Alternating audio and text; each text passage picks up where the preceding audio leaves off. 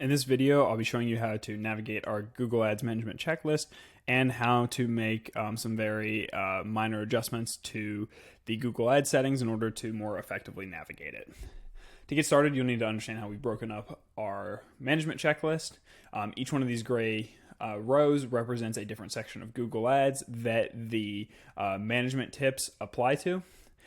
We have a specific video for every single one of our tips that you can view in our YouTube channel. They'll be broken out by each of these rows. So we'll try to section them off. So as you go through your Google Ads account, you can make adjustments specifically based on the section that you are in at that time. Next up, we have this row over here, how often. This basically says how often we recommend you make changes to your Google Ads account based on the management tip that is shown to the left. So, for example, review disapproved ads and make changes so they can be approved. That needs to be done approximately every week. And these are approximate dates, but it is highly recommended that you follow the suggested how often dates in order to get the most effective performance from your Google Ads campaigns. Next up, we have the level. This is the level at which these changes need to be made inside your account. So there's 4 different levels. There's account, campaign, ad group, and ad. For example, if you have one campaign with 2 ad groups and each of those ad groups have 2 ads in them, a change that needs to happen at the ad level will need to happen 4 times because it needs to happen for every one of the ads that is inside your Google Ads account. At the ad group level, it would need to happen twice because it needs to happen for every ad group that is in your account. And then for the campaign level, it would only need to happen once because you only have one campaign in your account. Obviously, if you have more campaigns, less campaigns, it's going to change the amount of times you need to do this, but that's what the level section means. The date range shows how far back you need to view data in order to get the most accurate data in order to make the adjustments recommended inside our management tips.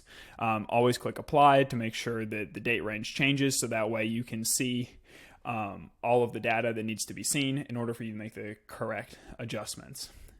Going back to the level, in order to view the specific levels, you'll obviously be on this left-hand side. And so if you need to make changes by campaign, you'll want to be in this view. You want to make sure you're viewing all campaigns. And then this way you can see all of the campaigns that are currently in your account that you need to make adjustments to. Then you come down to ad group. So you can see all of the ad groups that you need to make adjustments to. And then you can come down to ads. So you can see all of the ads that you need to make adjustments to. Another thing to mention, all of these filters need to be set to enabled. If you need to view paused campaigns, that's something you can do here. But for the most part, we only like to make adjustments on our enabled campaigns. That way we're not wasting time making adjustments on things that aren't currently running.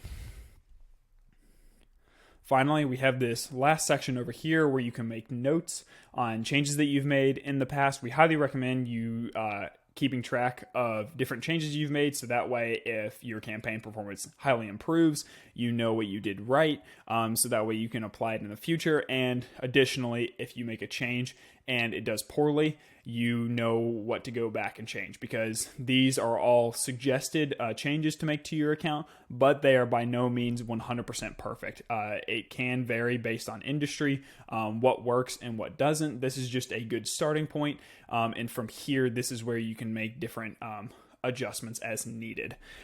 Additionally, we have this second tab down here, the improvements in A/B tests. These are all things that have been proven to work in some industries and have been proven not to work in other industries. And sometimes they work in one industry in one location, but they don't work in another location. So if you are needing to improve your Google Ads performance after you've pretty much maxed out the improvements that you can make from our normal recurring improvements, we highly recommend you try 1 or 2 of these at a time and let them run for 2 to 4 weeks and then compare the results to the performance previous to those 2 to 4 weeks while you let them run, because sometimes you can have drastic improvements when you run these A/B tests, and you can also have drastic decreases in performance.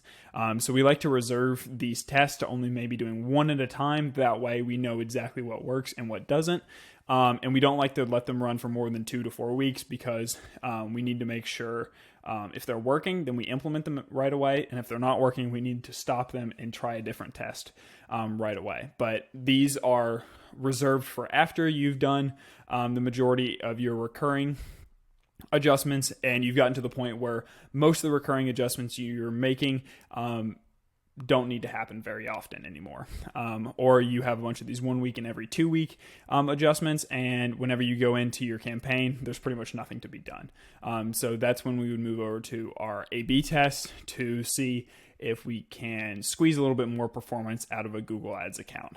Obviously, there's been no reason that you have to try these A/B tests, but they are recommended if you're looking to take that next step in improving your account performance, because we have seen that these work more often than not.